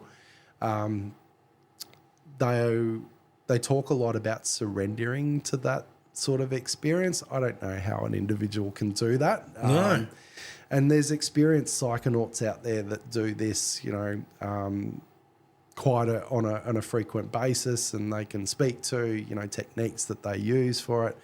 But yeah, that bad trip could be, having a confronting situation. If you're not in that therapeutic setting, you might have a past experience that you've locked away or had spent no time looking at, completely just come up, and you've got to sit with that. And it can be extremely painful, very emotionally traumatic. And without that guidance and support and being able to know how to move through that, it can rock your world. That's like, I mean, he's had some sort of near-death thing, and Chris was sitting there crying. Like, good Lord. It's not being sold well. Look, and I think while it's challenging in that particular moment, if it's been done in the right way, the integration and the post-care support in helping you understand what that experience mean for you, that's when the power of it comes in, and you start to really get the benefits of it. Like reflecting on it more so than in the moment. Correct. Right. Yeah. In the moment, I don't know. You're just along for the ride. Yeah, and look, the more that you fight it, the harder and more challenging that experience can be for the individual. Yeah, I'm a control freak. That'd suck. And it's kind of like that whole thing, like you're saying, like you need to make your intentions clear, and you have at least clear intentions within yourself. And it's that sort of thing where you go, okay, so for somebody who doesn't want to deal with something, you turn around and go, all right, well, it's like saying don't think about pink elephants. It's like you're going into it, carrying it, knowing I don't want to think about pink elephants. I don't want to think about pink elephants. You're going to get on an 8-hour ride with a bunch of pink fucking elephants. Yeah. I don't like the idea of that at all. And you shouldn't do it. Yeah. If you're absolutely understanding your reasons why, your personal reason and your intention. And these, like I said, they can be used as in ceremonial formats. Yeah. They can be used as, a medicinal toolkit to help certain conditions. They've got a place, but they're not the blanket answer to everything. And not everybody's going to do an over-the-top experience like yours first one was either. Yeah. I'll never do it again. Hands down. I got what I needed out of it, but it's not something that I'm going to put myself in that situation ever again. No, and I think that's the other side of the coin too. Like I've been walking through paddocks in my teenage years and had mates going, "Oh, here's a magic mushroom and stuff like that." And it's like, I've always sat there and just been like, because I didn't and don't know, I couldn't pick one up and go, this is a psilocybin mushroom or whatever. Yeah. And there's especially like, who was that bird in the news was cooking food and gave a bunch of old people some dodgy mushrooms. I heard about that, yeah. Yeah, like it's like that sort of thing. I'm like, it'd be my luck. I'd pick up one of them and go, I'll give this a crack, and they're dead. Yeah, absolutely. Like, how does somebody go about, obviously it's not the sort of thing you can go to your GP for. So if someone's like, I'm really thinking I this might be of benefit to me. Yep. Like I have an interest in the DMT stuff because it's quick. Yep. And I'm like, you know what, if this ride sucks, it's only 15 minutes.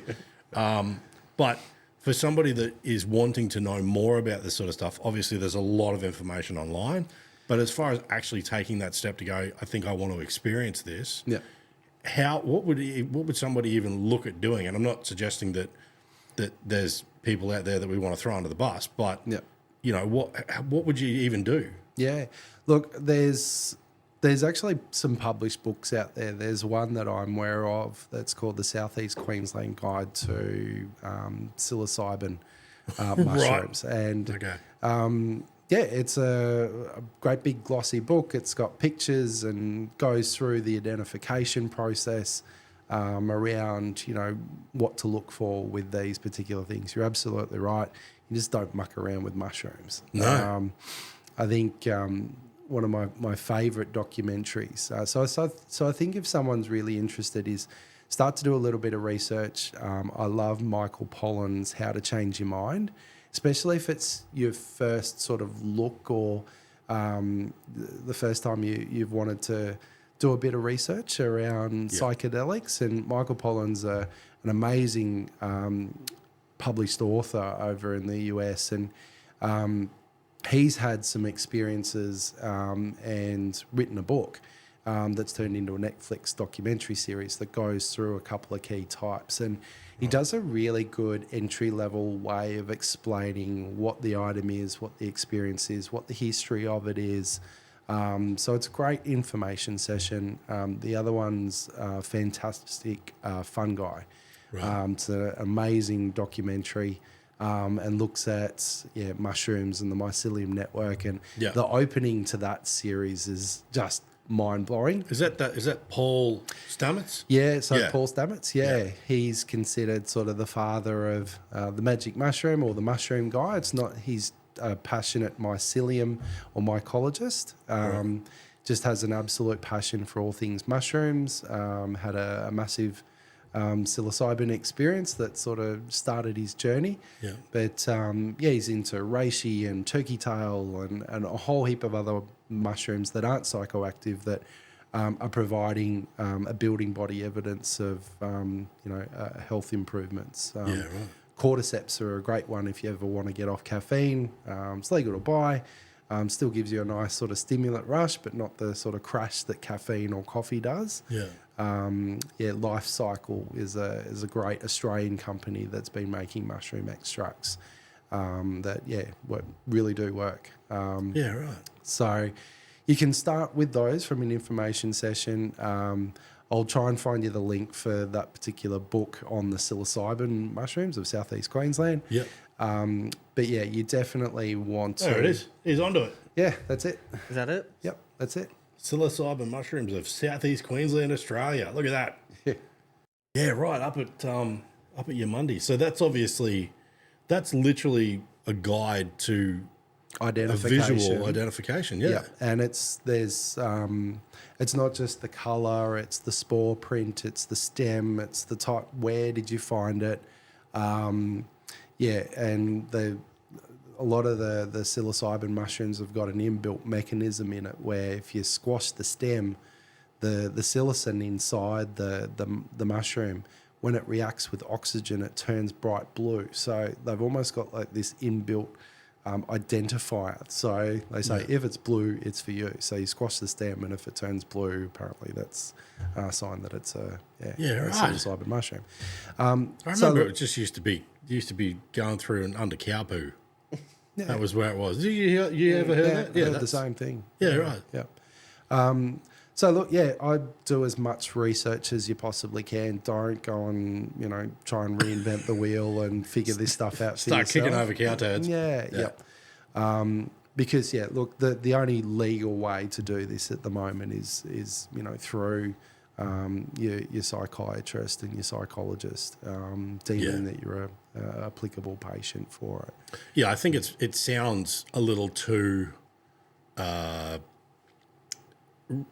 don't want to say. Risky is probably the right word, but the potential adverse reaction for somebody that isn't in the right setting, doesn't have all the information, and may not even be right for them, even if those two things were there. Correct. Yep. It's a little bit, that risk is a little high. Yeah, absolutely it is. And it can cause, as you said, in certain circumstances, death, which, nobody wants it. It's meant to be used as a tool to improve the quality of someone's life. So absolutely.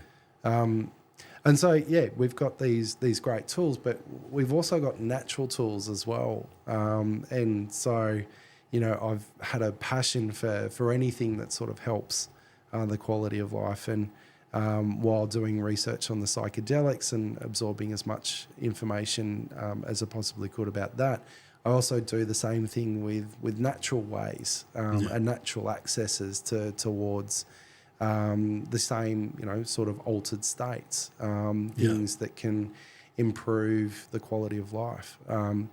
The biggest one that I'm an absolute advocate for is breath work. you will feel absolutely amazing. The experience itself, it's pretty hard. It's not as if it's like a slow or soft guided meditation where you're just breathing softly. This is active breathing. It's breath work. And it's my practice has gotten to the point where I find the guided sessions are almost inhibitive. Right. So I started making my own music to really match the sort of breath rhythms that I'm using, whether it might be an in 8, out 8, through to, an in 3, out 1. There's different ways to regulate, whether you want to regulate up or regulate down. Tony Robbins does that. Yeah. Yep. I've seen him. Yep. Yeah, I've seen him. That's what just reminded me is that in 3, out 1. Yep. And he does all that to get, it's like a flood of like oxygen and everything into your head. And he does that when he's trying to get everybody ready to get all fucking hyped up. Yeah, absolutely. It works. It increases your energy, clears your head. So it's usually an intense period, about 5 minutes of really heavy breathing. And then you'll do a breath hold. And so what you're doing is that you're highly oxygenating your blood and every organ within your system, and then you're placing yourself into the sympathetic nervous system, which is the fight or flight. That's the stress system. So you're breathing heavily, oxygenating the system, and then holding your breath. And it's usually you'll squeeze all your muscles at the same time. Yeah. And you're doing it as long as you can. So when I first started, I was doing like 30-second breath holds, where now I can get up to 3.5 minutes. Yeah. Now, at the end of the 3.5 minutes, my body's screaming at me, like, you need to breathe, You've got that panic. Yeah. But if you can, you'd be amazed how you can push your body, because you've saturated the oxygen levels of your brain and every other organ. You get to that point, and then after the breath hold, when you breathe in and you flood your body with oxygen again, some of the experiences that you can have, I would almost relate to my initial high-dose psilocybin experiences. Like lightheaded and just off in another world. As in, you can see different colours and fractals and different things occurring that you just can't explain. Yeah. So it's a natural gateway. So I'll do a couple of rounds of that in the morning, and it just clears the deck. Yeah. You feel amazing. There's different guided ones that you can do to work on different things within your life, but breath work I found is, it's the bee's knees. I can manage any situation that life throws at me by using that one. So it's almost like a self-induced DMT, businessman's day starter. Yeah, a lot of people there's a lot of anecdotal evidence that they're saying that that's what's happening within breathwork, that it's activating something in the pineal gland and the DMT is coming online. Yep. I don't know. I'm not going to say that it is or isn't. I just say... Similar effect. Yeah, absolutely. Yeah. So, and great for the body, great for the lungs, especially, I'm a smoker. It's great to activate and energise the lungs and clear out all of that gunk sometimes. 3.5 minutes holding breath for a smoker is not bad. Yeah, I've had to work up to it. I've been doing it now for probably five years. And it's one of my go-tos. Yeah.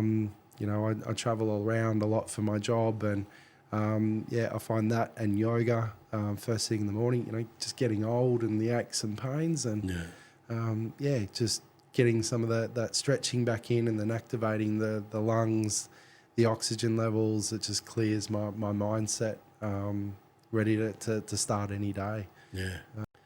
So one of the things that plays on my mind with stuff like everything that we've sort of spoken about, there's a connectivity to the universe, your maker, whatever it is. Yeah.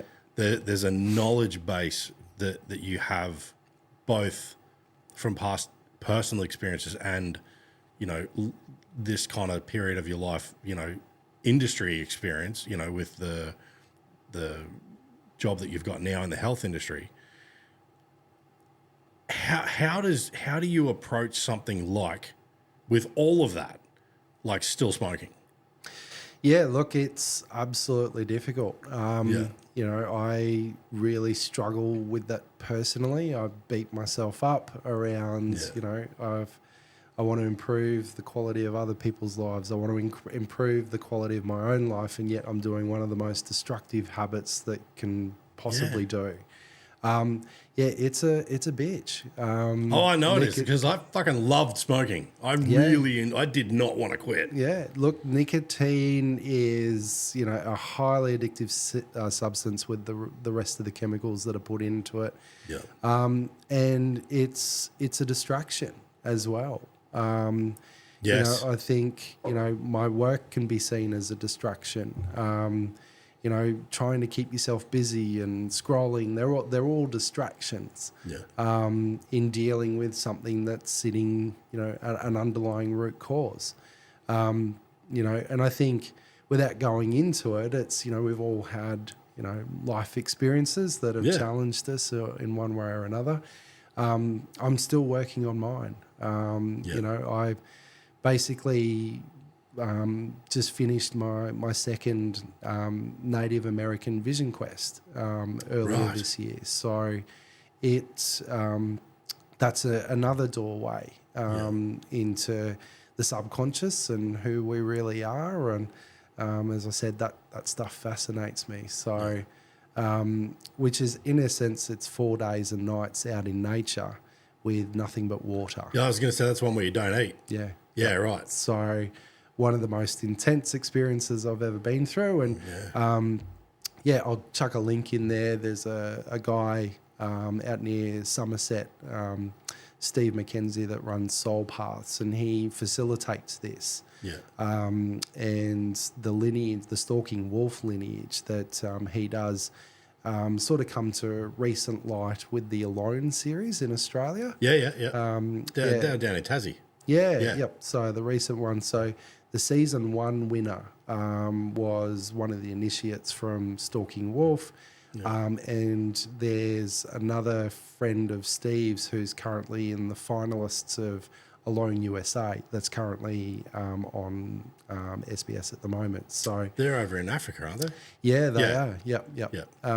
So, and a completely different experience to do that in a country where there's animals that can eat you. Absolutely. Yeah, we've said that here a few times. Like bears in America, lions in Africa. Yeah. I'll take spiders and snakes any day. Yeah. It's yeah, right. So I did that one for my second experience earlier this year, and so it's a great program. Going in, setting in the attention, it's in community, and you know, you're doing it with other participants that have got their own reasons. So I remember you're in a room with people, like in whatever the setting is. You're with other people, and none of you are eating. Yep. So everybody's hungry. Yep. So you're out in nature. Yep. It is. It's pretty full on. That's not going to go well. But you can sort of see the extreme environments that I'm willing to put myself in to address, you know, one of the biggest obstacles for me living my best life and improving my health. So it was, you're in a nature setting.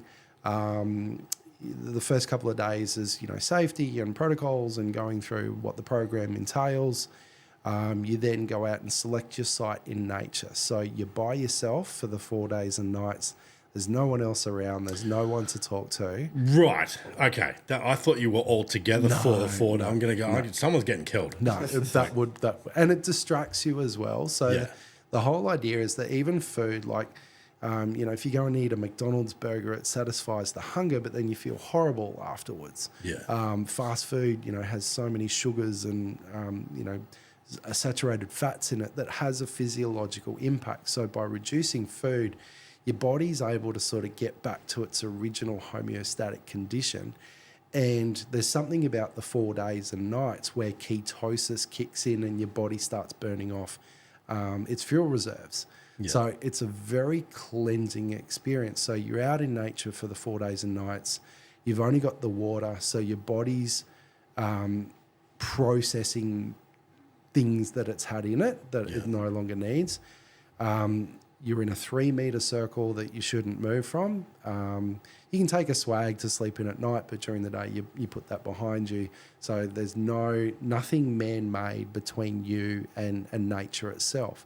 And so having no distractions, no phone, no work, no other responsibilities other than to sit there with yourself for 4 days to figure out, let's see what comes up and what you've got to work through. It's been a really great ceremonial tool and gateway for me to do some real work and address some of those underlying conditions that are causing the need to have the nicotine. And look, it's getting better. I'm being able to reduce. I think the first time I did Vision Quest, I quit for 6 months, and that had been the longest time in 20 odd years that I'd ever gone without nicotine. And it wasn't even the fact of struggling with, I really want a cigarette, but I'm not going to because I quit. Yeah. When I quit from that first Vision Quest, I didn't even want a cigarette. Yeah. And every time I smelt it, it almost like repulsed me. Then daily life and stress comes back in, and the coping mechanism picks back up. So that format in the Vision Quest itself is an amazing way to do it. So I put myself in that environment. It's like, right, I can't have cigarettes, I can't have nicotine. Yeah. It worked for a little bit. You put yourself through that whilst also not having nicotine for the first time in however long. Yeah, correct. So, and to top it all off, it was my first experience. The weather was amazing. My second experience, it rained continuously for 3 days. So I'm sitting in this circle with a tarp over me, no food, just water, sitting in the mud for 3 days while it is just belting down with rain. So definitely a challenging experience, but I felt so energized, like within my body, and so healthy when I came out. When you go back in on the morning of the fifth day, they give you some bone broth, and oh my God, the taste of food for the first time after the 4 days. You gain a deeper sense of appreciation for something as simple as a soup. And it just felt amazing within myself, not just only in my body, but how I felt, what I thought about things. Just so it was such a clarifying experience. And look, it's nothing new. It's it's based off an ancient traditional culture. The Native Americans would use the Vision Quest as part of the initiation process for a boy coming into manhood to understand himself and his place within the community. And his relationship with nature as well. It's one of the cornerstone practices of their tradition. And that's just one. There's many different other doorways, natural ways that you can use but it's not as if you can go to the doctor and the doctor will say, well, look, I think this might benefit you. But there are some great clinically trained, professionally trained practitioners out there that are incorporating ancient traditional practices and ceremony into an integrated healthcare solution. And that's the access to it. I think that's where it's really I think everybody's attention is trying to get to is everybody's access in a controlled. Safe setting. Yeah, absolutely. I'll chuck another link up for a Dr. Lani Roy. Now, she's quite an important person in the Australian scene because she's one of the founding chairs of the medical board that's looking at developing the guidelines for practitioners to use. So she's right at the cutting edge. I've spoken to her a couple of times, and she does a lot of somatic work, some with medicinal cannabis patients as well. But I'll put a link to her website and have a look at some of the things that she does as well. One of the abstract ones was the concept of art therapy that she does through creative expression as part of approaching the treatment of an individual. And I can only speak for myself, but someone asked me, when was the last time that you danced or sang? And I had to sit there and think about it. Yeah. It's been many, many years since I was just able to sing or dance. I'm just so consumed in something else. So the concept of the art therapy was amazing. And I caught up with Chris a couple of weeks ago, and we designed our own format. I'm not an artist. I've got family members that are very creative, and including my youngest daughter. And so I thought, I haven't explored that since I was very, very young. Born into a very creative family. So, I saw Chris as an opportunity. Oh, great, let's try something. So we just grabbed the canvas and a whole bunch of paints and went out in the park for the day, some healthy food, great company, and we created this piece together. It hangs, with a pride of place in my little ceremonial room. It's a beautiful picture. Yeah, wow. But just had an amazing creative expression day. And from my perspective, it was a form of therapy, and I walked out of it feeling bloody amazing. I think, and that's the hard part with even bringing it back to the cigarettes from that handling point of view, because I know for me, it was never struggling with something, and the experiences of the DMT and stuff like that. It's like I don't have anything that I would call like something that I'm not dealing with. Like my cigarettes was a very practical approach to what I do for work. Like especially when look, the nicotine was a part of it because you get stressed, but the stress for me was being caused by when a bit of metal wasn't doing what I wanted to do or whatever. And I'd go, all right, I'm gonna have a smoke, and I would sit there and have a smoke and take that 5 minutes, but my head wouldn't go away from what I was doing. It's like that 5 minute cigarette, 1 or 2 smokes, whatever it was, I would work on it in my head. And then finish the smoke, go, I better get back into it, and go again. And it's like that little reset time, but while still thinking about it was a very practical tool. Whereas it's like now when I still get the same stress because the thing still might annoy me because I can't work it out. But now, because I don't stop and stay in that kind of moment, I go, fuck, I've got to walk away from this for a minute. I'll go and do something else. But I come back to it, I go, shit, I've got to do that, go back to it. I spent no real time thinking about it. So it's like I've lost that tool. That then there's the other side of it that I just thoroughly enjoyed having a cigarette. But the nicotine's been taken care of, but that I noticed that part missing from when I'm trying to do something that isn't copy and paste that I'm working through. I noticed that engagement when I put the tools down for 5 minutes, that engagement with the challenge isn't there anymore. So it's like I'm not working it out the same way that I was, which I guess is a skill set that I've got to kind of relearn. But I'm keen on finding out more. Not real keen about the 6 or 8 hour one. I'm definitely keen on finding out more about the what do you call it? The businessman's trip. The DMT. Because that for me sounds like my kind of thing. That would be, I wouldn't go into that freaking out, worrying about anything. Because I would go into it like, it's 15 minutes or it's 20 minutes. Like, who cares? If we'll go and let's have some fun. Seeing, just to experience what that state of mind is like, and then be able to sit back at the end and go, it was like having a dream that I was a lot more aware of, or no, that was in a completely different world. Because at the moment it's all kind of very new theory for me. Look, I think, just watch as many podcasts as you can. There's a lot of guys out there. Just trying to remember the name of, there's one particular guy, Psychonautica. I'll give you the information at the end. But he specialises in his own experiences with he and his wife doing these dimethyltryptamine experiences, and documents it and puts it up on YouTube, and does a pretty good job at sort of explaining the experience.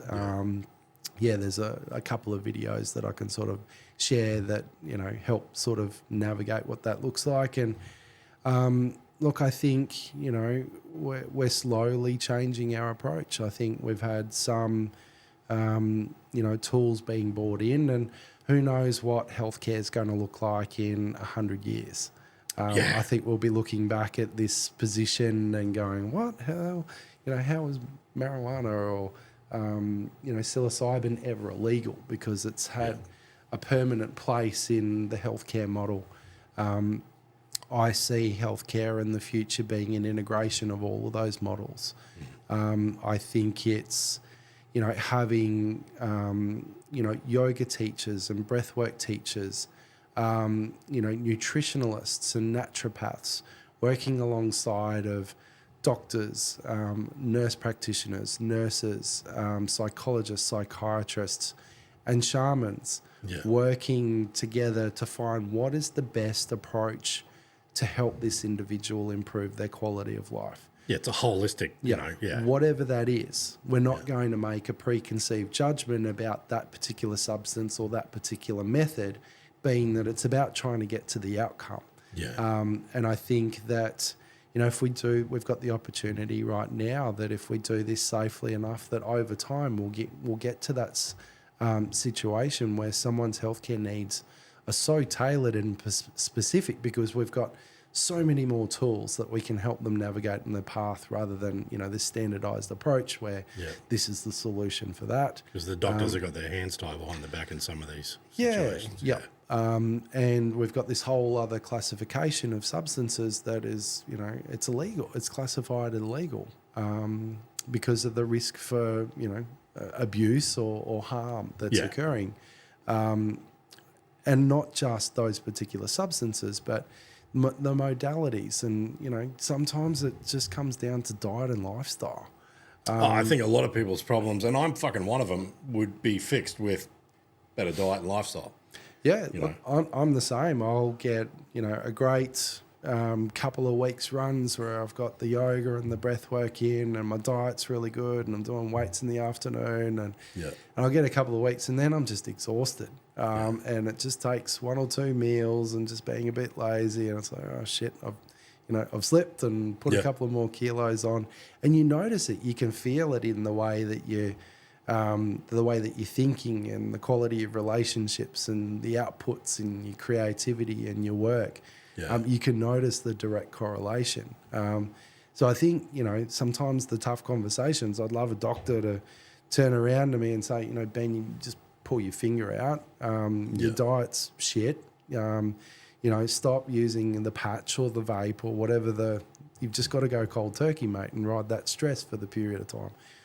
Sometimes you need that kick in the bum. My 5 cents on it for you would be the patches, because I was 2 packs a day, pretty consistently. 13, I think I was when I started smoking, and that was you bum and smokes at school, that's a nothing thing. But from when I had my first proper job at 15 at Macca's, I was pretty well smoking consistently, with the odd thing of a week here or a month there, but.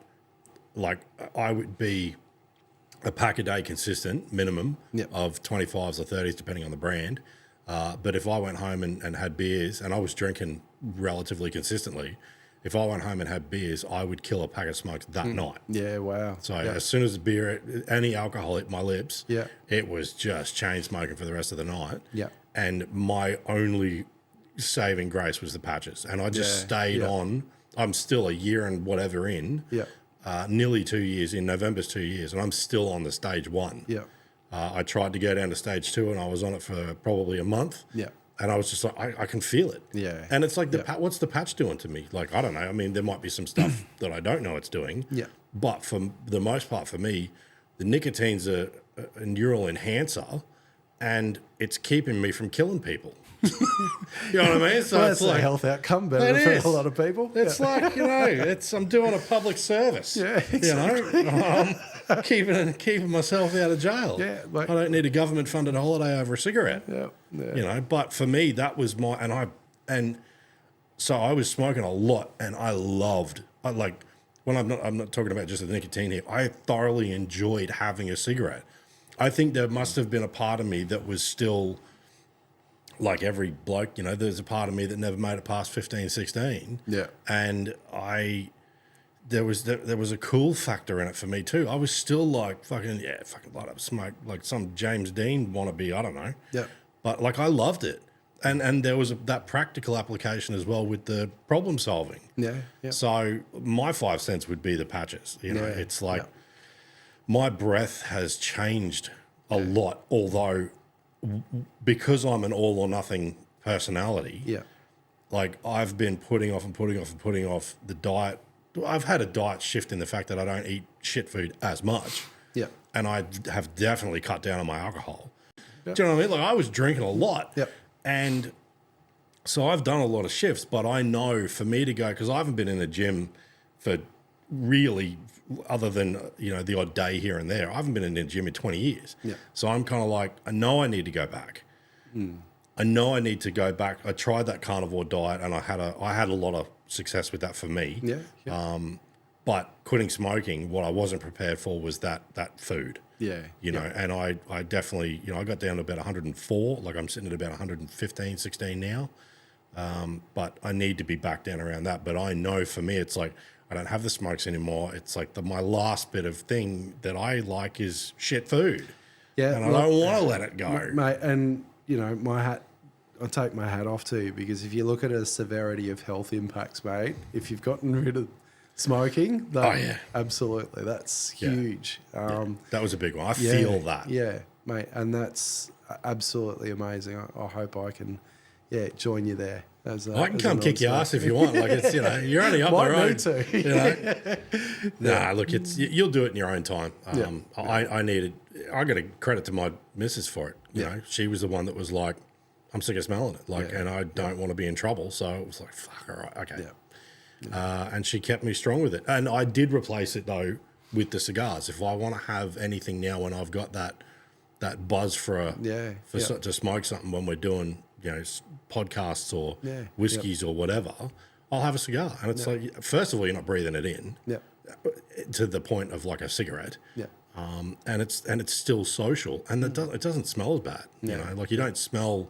I can smell the cigars the next day, and like it's not like a shirt you were wearing when you were smoking cigarettes all night. Yeah. Even when I was smoking, you'd pick it up and go, "Oh, that just smells like an ashtray." Yeah. You know, so and you appreciate the different stages to it as well. So the first thing's like the quality of breath comes back. Absolutely. And then smell and taste. And oh wow, this is great. Yeah. You know, your teeth whiten. Yep.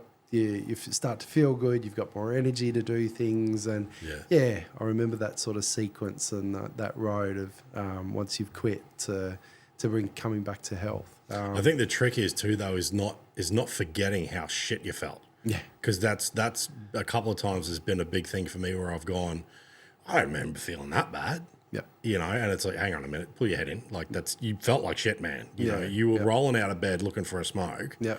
Don't, you know, so you do it in your own time. But the patches was one of my saving graces. Yeah. Yep. Awesome.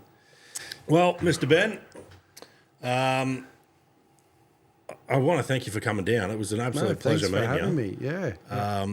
This is a whole ride of knowledge and experiences that I'm really yet to have personally, but I really enjoy the topic, and I hope there's some people out there that have gotten something out of it. And obviously we'll have under this, we'll have the links to a lot of the stuff that we've been talking about. But for anybody that, I guess you don't have a website. Normally I say like for anybody that wants to get in touch. But we'll put some links down below. Yeah, and look, I can leave my email address with you as well. And if people want to reach out or, you know, seek any other information, they can come to you and I can, you know, provide something. So. Sounds good. Well, mate, again, I appreciate your afternoon. And pleasure. It was fun. I think we'll probably do this again. Yeah, cool. Awesome. Yep. All right, well, you have a safe trip home. We'll wrap it up and I'll see you next time. Awesome. Thanks, Ben. Thanks for having me. Bye, everybody.